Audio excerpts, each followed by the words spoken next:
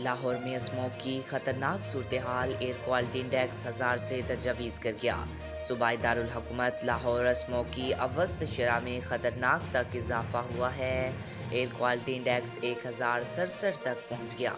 तफसीलात के मुताबिक लाहौर पर स्मॉग के साए बरकरार हैं। ग्रीन लॉकडाउन से भी सूरत हाल बेहतर ना हो सकी। लाहौर का फिजाई मेयार इंतहाई मुज़र सेहत होने के सबब शहरियों के लिए खतरनाक करार दिया जा रहा है।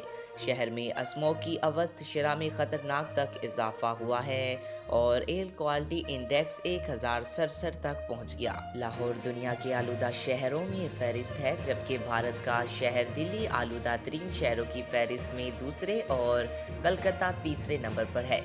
माहिरीन माहौलियात ने मौजूदा सूरत हाल में शहरियों को बाहर निकलने से परहेज करने की हिदायत करते हुए कहा कि बच्चे, बुजुर्ग और बीमार अफराद घरों में रहें।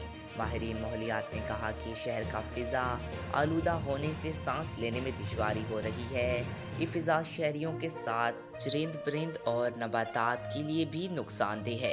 शहरी मतवाजन खुराक और पानी का ज़्यादा इस्तेमाल करें। इंसदाद स्मॉग ऑपरेशन के दौरान महकमा माहौलियात ने सैकड़ों गाड़ियों के चलान किए। आज तक के लिए इतना ही। मज़ीद ऐसी मालूमाती वीडियो देखने के लिए हमारे चैनल को सब्सक्राइब करें।